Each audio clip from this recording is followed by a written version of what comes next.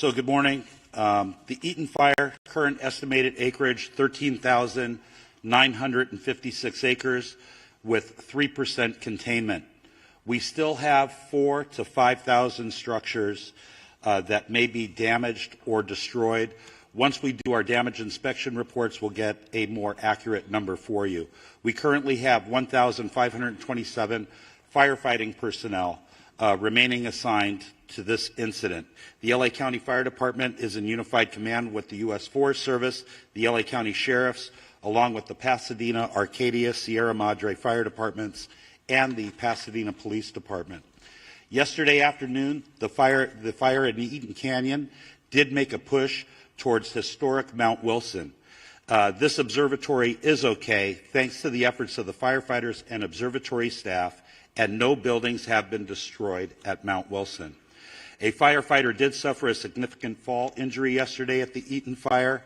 He remains hospitalized. He's resting comfortably, and he's in stable condition and expected to make a full recovery. The cause of the fire remains unknown, and we will advise the media once we get the cause determined. We are appreciative to our many mutual aid partners from out of state for providing assistance to Los Angeles County in our time of need. Thanks to the increased number of resources assigned, the region is in a much better posture than we were earlier this week. And I have been advised that mutual aid resources from Canada are arriving now. The National Weather Service predicts that the red flag will continue through Friday, or continue today through 6 p.m. However, our priority is also going to be to prepare for the next red flag event that is predicted to begin on Monday. I would also like to provide a brief update on the Kenneth fire that erupted yesterday near the Victory Trailhead at the border of Ventura and Los Angeles counties. Thanks to the quick action of first responders and aerial assets, the fire has been stopped. It's currently at 1,000 acres. We have 35% containment, and no structures are reported damaged or destroyed. One important topic I want to talk about is that we did have a drone incursion yesterday at the Palisades fire. Unknown exactly what time this small drone hit the wing of our CL-415 Super Scooper aircraft that we currently have on contract from the province of Quebec. The pilots were unaware that they hit the drone. It wasn't until they landed at Van Nuys Airport that the maintenance staff noticed that there was a fist-sized hole in the leading edge of the wing inboard of the landing light. That Super Scooper will be prioritized for repair 24/7. It should be flying Monday. We only have 2 of them. Everyone should know, all of your viewers, flying a drone in the fire traffic area is not only dangerous, but it's illegal. We do have our federal partners behind the scenes are going to be implementing procedures to be able to follow drones in our 2 large fire areas, and they will be able to identify who the operator of that drone is. The most important thing to know is that if you fly a drone at one of these brush fires, all aerial operations will be shut down. And we certainly don't want to have that happen. Before I close, I would like to thank Supervisor Barger and Horvath for their unwavering support and leadership. I would also like to acknowledge the tireless efforts of first responders who continue to place themselves in harm's way to protect our residents and property. Thank you. I would now like to bring up Fire Chief Kristen Crowley of the Los Angeles City Fire Department. Thank you, Chief Maroney. So I'll just be providing a brief update of the overnight operations of our fires. So Palisades fires. This fire was currently tracked at 20,438 acres with 3,073 personnel assigned. Crews worked very, very hard overnight, strengthening our containment lines and addressing multiple spot fires in and around the Topanga Canyon area. Resources responded to the area included our air assets to aid in the containment efforts. Due to the favorable overnight weather conditions and the diligent, and I'll focus on the diligent work and effort and commitment of our first responders, we can report that the Palisades fire is now 8% contained. Wind gusts are expected to increase in daylight hours that will test our containment lines. Our firefighters will continue to respond to any flare-ups and increase our containment lines. Evacuation orders remain in place. The Hearst fire, due to more accurate mapping and acreage, has been updated to 771 acres with 37% containment. All evacuation orders and warnings have been lifted. The Kenneth fire, forward progress has been stopped with 35% containment at 1,000 acres. All evacuation orders and warnings within Los Angeles City have been lifted. I personally want to make sure that we thank and show our deepest gratitude to all of our Los Angeles City firefighters and all of our partners as we've been battling these fires for now. We're going into day 4. Thank you to LAPD for assisting us in keeping our communities safe. And lastly, thank you to all of the agencies who have come to aid during this time of help, and it absolutely does not go unnoticed. Thank you. Yeah, now Sheriff Robert Luna. Thank you, Sheriff. Good morning to everybody. This morning we have well over 500 LA County deputies that are assisting continuous with evacuations, traffic control, security patrols, and other humanitarian efforts. They're out there. I hear people calling me. They see a lot of black and white police cars rolling with lights and siren. They're out there working. That's what they're doing. They've been actively patrolling evacuated areas and are increasing their presence to deter any burglary or looting activity that may occur. Just to summarize on evacuations for all the fires that we're dealing with, evacuations orders stand at approximately 153,000 residents that are under evacuation orders and approximately 57,830 structures at risk. And then evacuation warnings, approximately 166,800 residents under both warnings, or I'm sorry, those are just specifically for warnings. What I want to go to next, and we started talking about this last night, is a curfew. A curfew order has been established for the Palisades and Eaton fire areas in all mandatory evacuation zones. That will be in effect.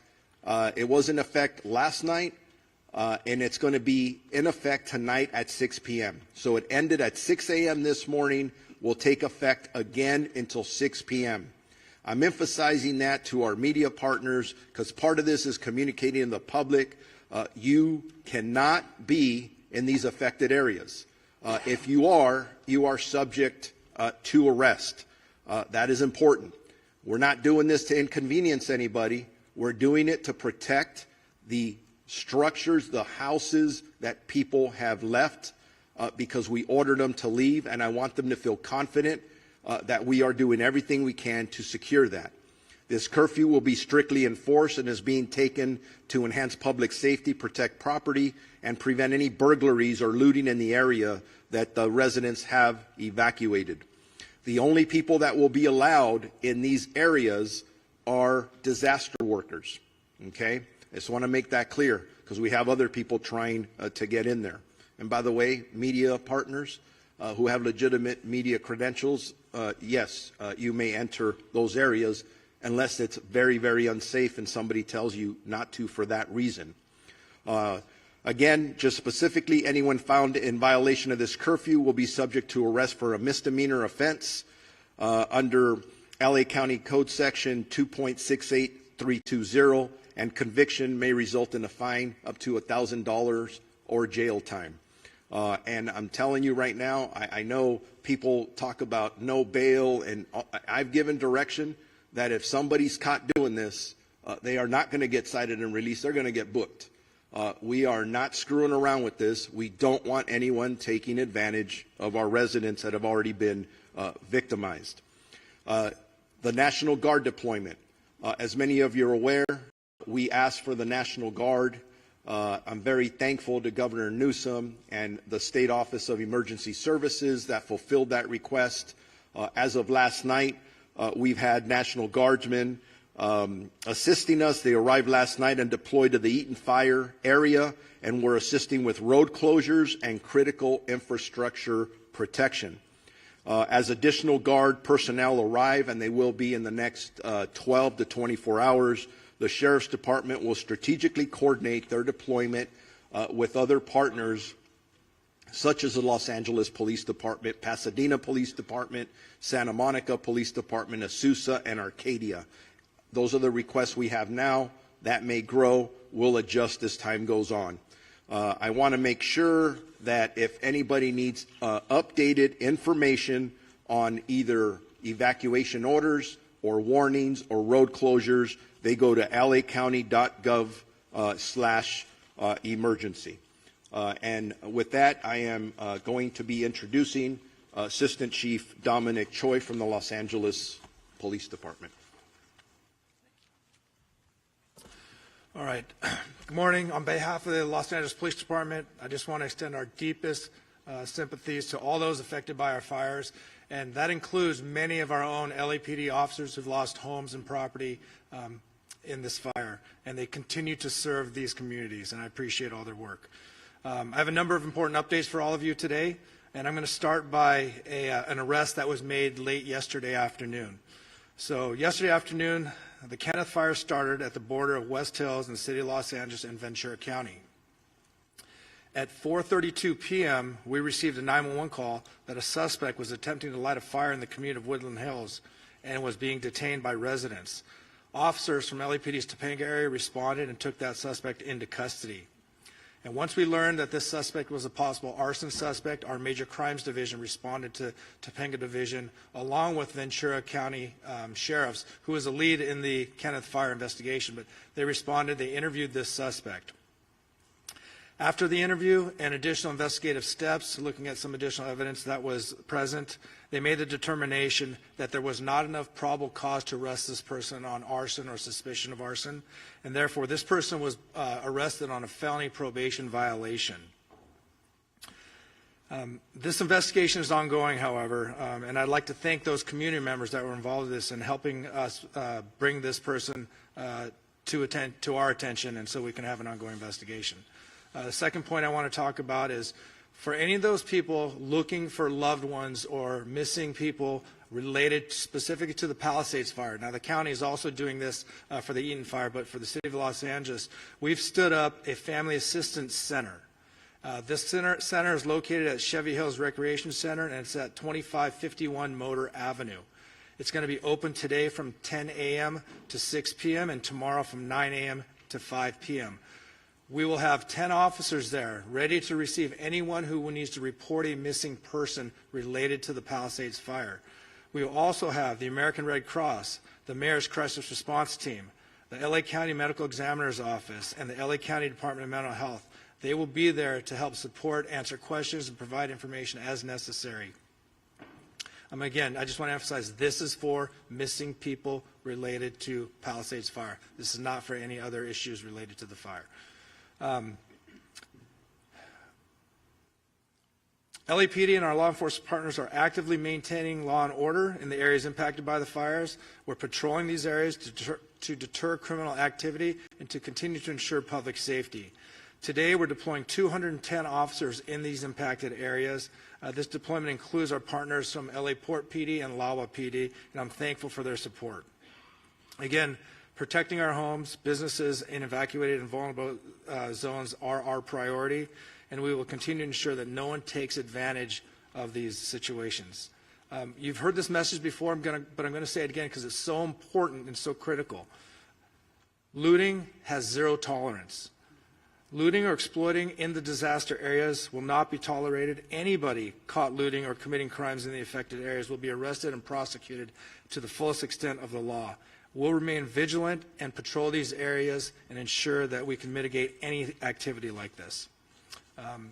And again, if you haven't already done so, you will start seeing in the city of Los Angeles the National Guard being deployed at the Palisades fire. Their role is going to be traffic control, managing roadways to ensure access to affected areas is restricted to authorized personnel only. They're going to be manning critical infrastructure security, as well as doing checkpoints and verifying credentials for those for ingress and egress. And lastly, these measures, controlling access, They are necessary. I just want the communities to know they are necessary for public safety and for proper community recovery. They are inconvenience, but it's something that we have to do. Residents are encouraged to call 911 if they see any suspicious activity.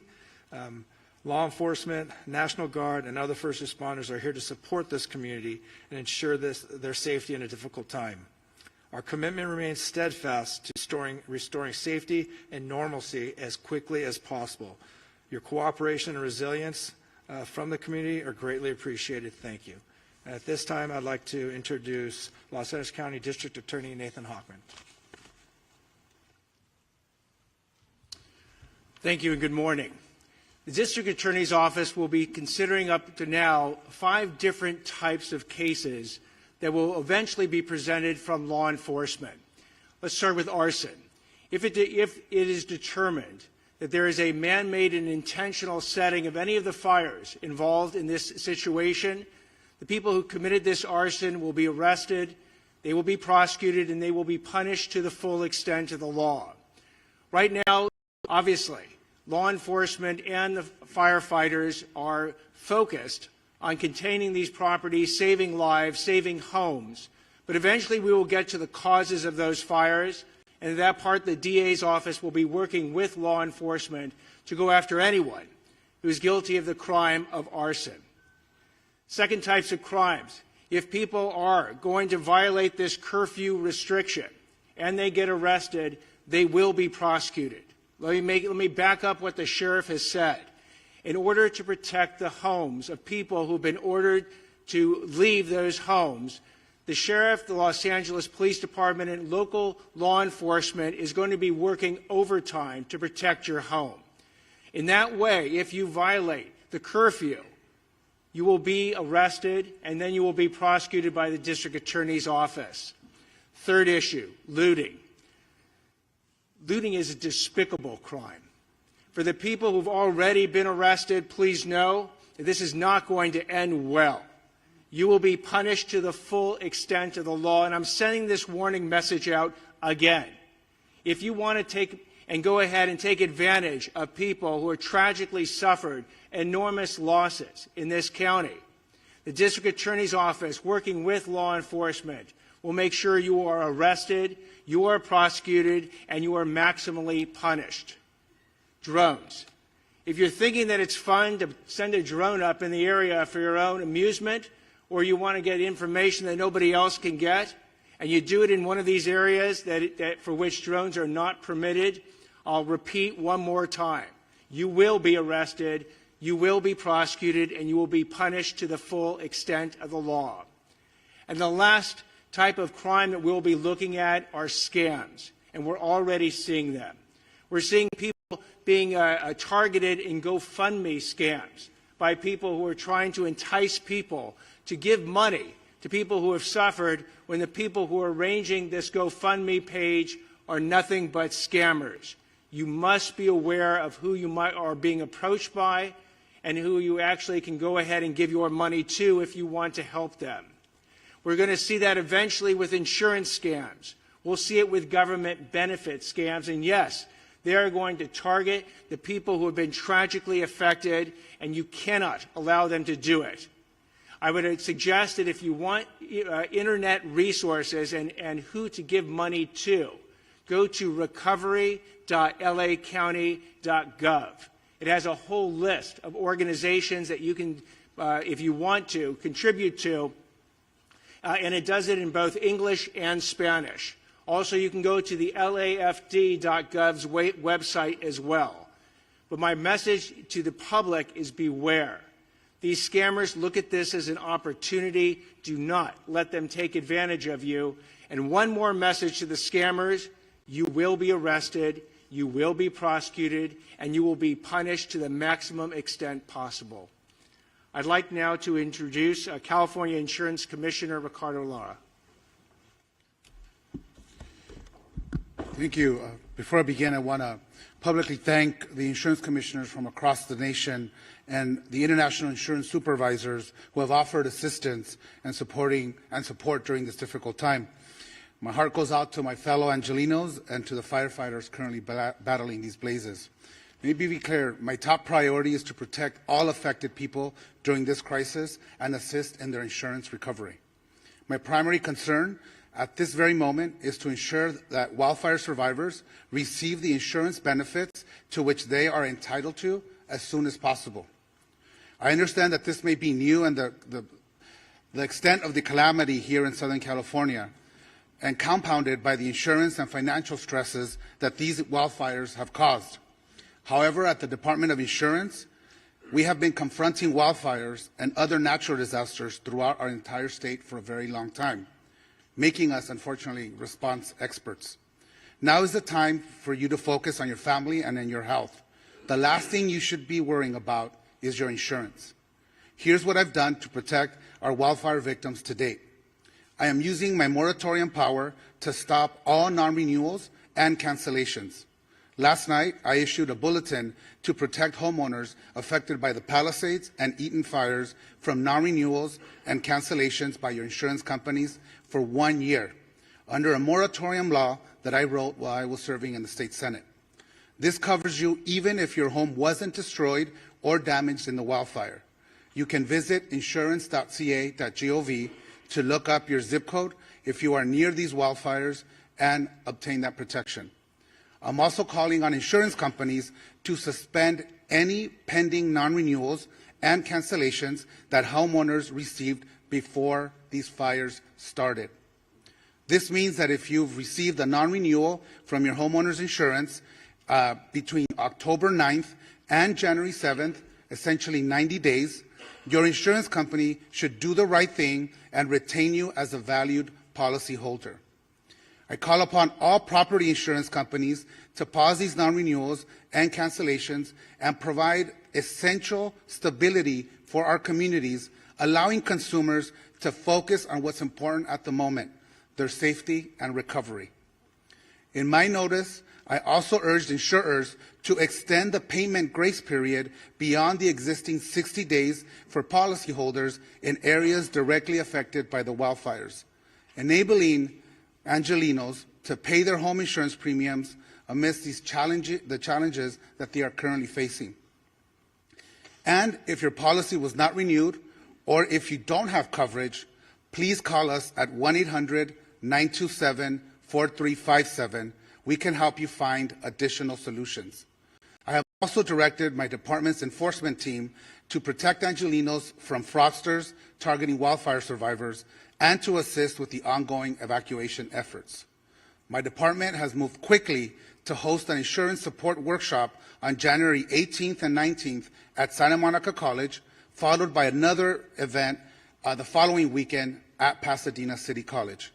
We will have experts from our staff and representatives from insurance companies available so homeowners can obtain answers and take the action they need in one convenient location. Again, call us at 1-800-927-4357 to schedule a one-on-one appointment with our experts. Related to health, I've issued an additional notice to all California health insurers directing them to submit emergency plans to my department. These plans must detail how they're going to ensure that consumers can continue to access essential medical care and obtain their medications in the wake of these disasters. I've been in constant communication with our county leaders, governor, the legislative leaders, and our congressional delegation to identify best ways to expedite our recovery, reduce wildfire risk, and build a more climate resilient state and communities. Making homes and communities safer from wildfires needs to be a top priority for our state.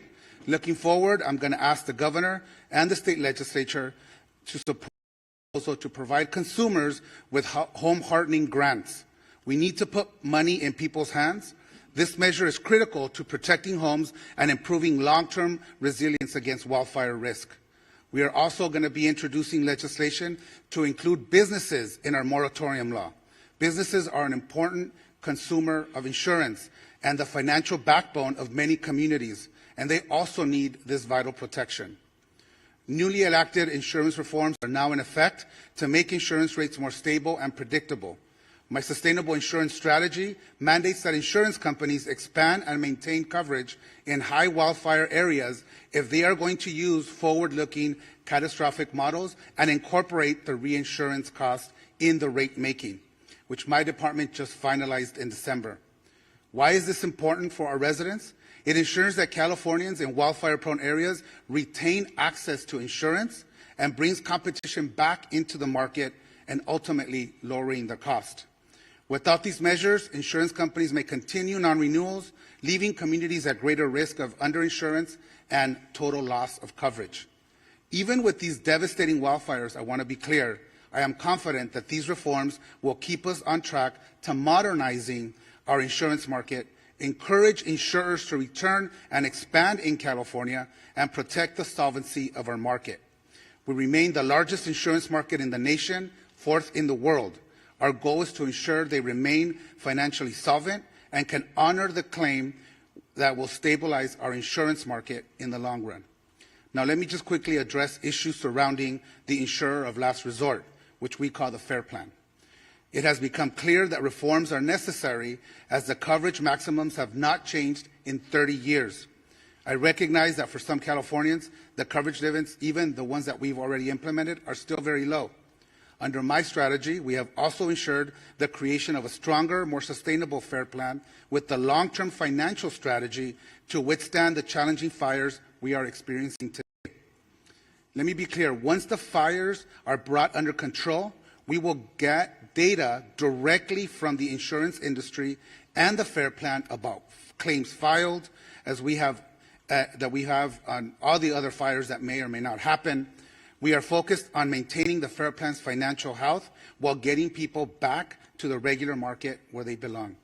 In closing, our actions are focused on ensuring that the insurance companies meet their commitments to the consumers, that Californians are protected, not just in this crisis, but beyond. We are here to help. Please call us. We speak multiple languages in whatever language you feel comfortable. Insurance can be complicated.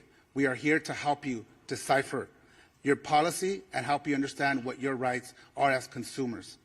Please call us at 1-800-927-4357, or you can use our live chat feature on our website at insurance.ca.gov. Together, we will get through this, I can assure you, and thank you. LA County Assessor Jeff Prang. Good morning.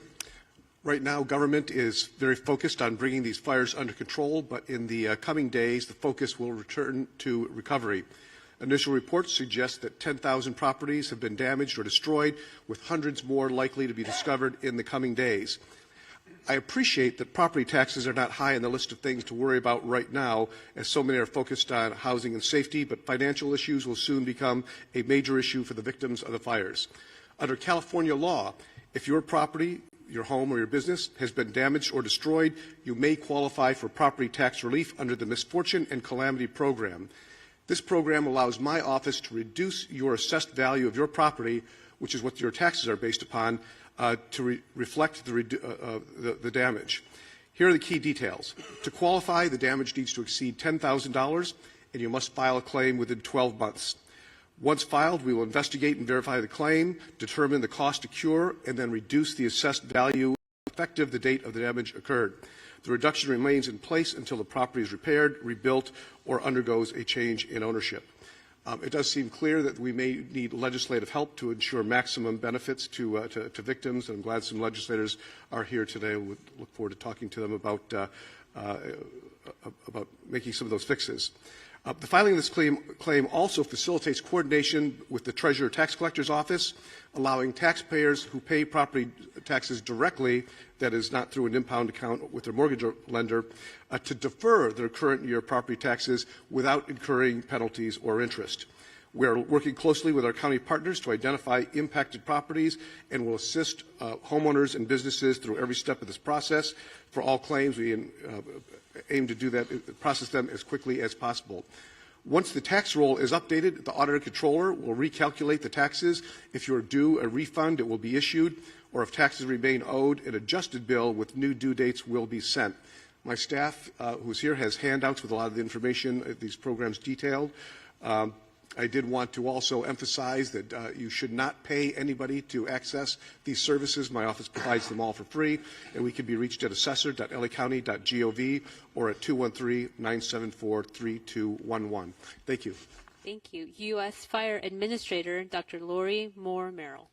Good morning. Thank you. FEMA and the U.S. Fire Administration remains on the ground to support the response and recovery efforts here for these fires. And I just want to have a reminder, as the mayor said, President Biden, through a major disaster declaration, has committed to cover cost associated with these fires at 100% for 180 days. For those who are affected and individual assistance, you can go to disasterassistance.gov, or if you prefer, to call someone, speak to someone directly. It is 1-800-621-3362. Our hearts remain with those who are affected, and certainly with the firefighters who continue the fight on the front lines. Helen, I'll turn it back to you. Closing remarks by Chair Barker.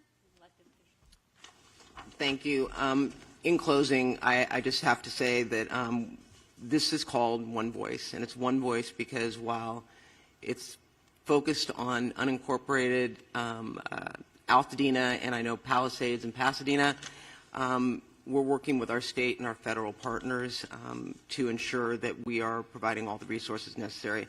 So I want to acknowledge people that are here today. Supervisor Holly Mitchell, our colleague who's here to support us. Pasadena Mayor Victor Gordo. Santa Monica Mayor Lana Negrete. Assemblymember Jess Gabriel, and Assemblymember Jessica Caloza, who are here. Did I miss anybody? I think that's... So, again, I want to thank you all, and with that, we're going to take maybe one question, because I know we've got to run out to Altadena, but go ahead. Okay, why don't we go? Can we just, Supervisor, I'm so sorry. We'll just get a couple over here. Just 2 or 3. We'll do, by the way, we will do one-on-one interviews afterwards, okay? I will help you get the information you need. Go ahead. Thank you. My question is for Mayor Bass. Jonathan Migliotti with CBS News. Yesterday, you asked for the public's patience as you assess the response. As you well know, then millions of people receive false alarms. It's been acknowledged here in this room that many may now be deactivating their alerts on their phones. I have heard from many people who are ignoring them altogether. We have red flag warnings still in effect. They will resume again next week. There is no rain in the forecast. What are you doing at this point to earn back people's trust and to make sure these mistakes don't happen again? Well, first of all, I think that was addressed at the beginning of the press conference by Kevin McGowan. I would like that from you. I don't. You're the top official here. So let me just be clear. I am going to spend every moment that I can making sure that I am in as many areas as possible, meeting and talking to residents to see what is needed in the recovery. But I also mentioned that we're moving into recovery mode at the same time, meaning that we want to see the city rebuilt. We want to see Los Angeles come together. Let me finish. We want to see Los Angeles come together.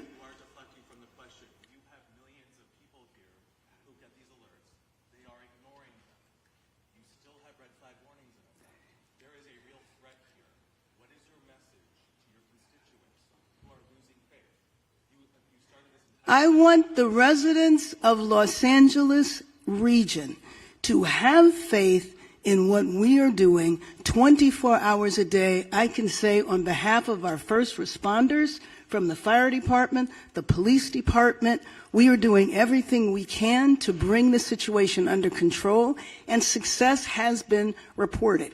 We know that we're going to have a possible increase in the force of the winds at the beginning of next week, and getting Los Angeles prepared, doing everything we can to save lives. That is our #1 job, to protect people's homes, to protect people's businesses, and to prepare to rebuild Los Angeles in a much better way. We're going to stand united.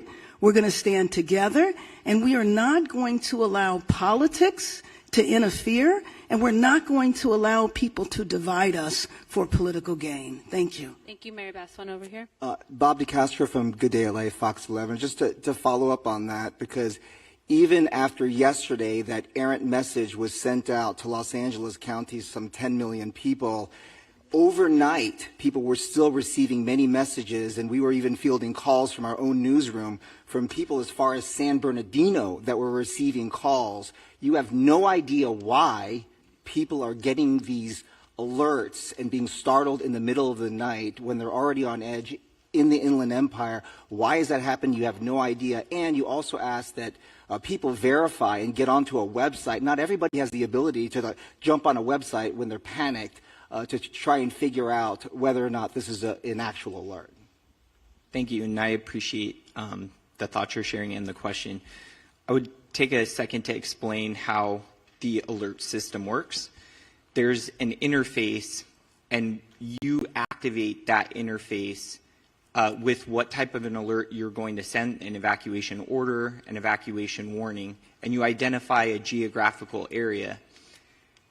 After you initiate that message package is sent into what is the Integrated Public and Alert Warning System aggregator. That then transitions, I'll call it for lack of better terms, into a cloud that connects with all of our cell service providers.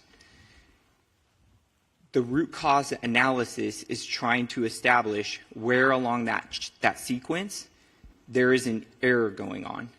And in addition to that, it is important to understand that the cellular phone towers have different reach in how they're activating the message to the cell phone. And so it's a common phenomenon that there's a term called bleed over, where a cell phone that may be in a different jurisdiction or a different area is receiving that message from a cellular tower that may be geographically in a different space. So right now our number one priority is to establish how we can work with our, well, in coordination with our federal and state partners, how we can stop the messages that are going out right now that are not being initiated by a human action, to stop that, and then understand how that occurred so that the tool can still be used for what was identified as like a critical fire weather that we're still in experiencing and will continue to experience. So can I just follow up on that? The bottom line is we are going to drill down, because I too got the alert. I got 2 alerts, and then I got an alert telling me to disregard the alerts. And, you know, as someone who has communities that are on edge, that are lined up, and I'm sure Mayor Gordo has the same situation going on as well, they're on pins and needles thinking that they're next. So we're drilling down right now, and the way it's described to me is there are towers that are now powering up, and it's up in this cloud. It's kind of like when you send an email and it goes into draft, and then once you hit internet, it gets sent. Similar, but my question is, why can't we turn it off? And the answers we're getting are not satisfying. I'm not making any excuses. It's unacceptable, and it is frustrating because we are asking people to trust us, to believe us when we say evacuate. So if we're going to tell them to evacuate, we better make darn sure we're targeting the right people. So don't think we're taking this lightly. I'm not. And I know that my residents aren't. So I hear you loud and clear. The frustration you're hearing from me is based on the frustration I'm hearing as well from my constituents who are asking, when we get it, is it going to be legitimate? Should we listen or should we ignore? Or disable altogether?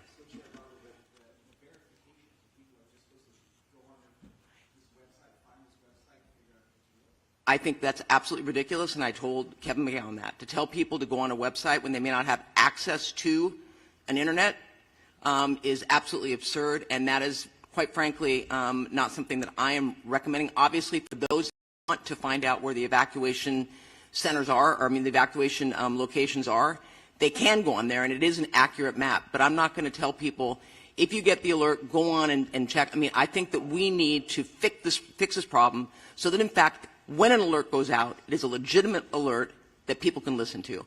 So I hear you. I hear that criticism. I personally, when I heard it, didn't feel that I was going to tell people, well, if you get it, just go on a website. They can, but that's not going to satisfy the frustration that people have. So I just want to make it clear to you. Thank you, Chair Barger. We are at time. We're over time. Thank you. We will do one-on-ones. If you need assistance, please come see me or a member of the team. Thank you, speakers, again. Thank you all for attending. Thank you for watching. Make sure you subscribe to our YouTube channel and be sure to watch more videos from Fox, Illinois.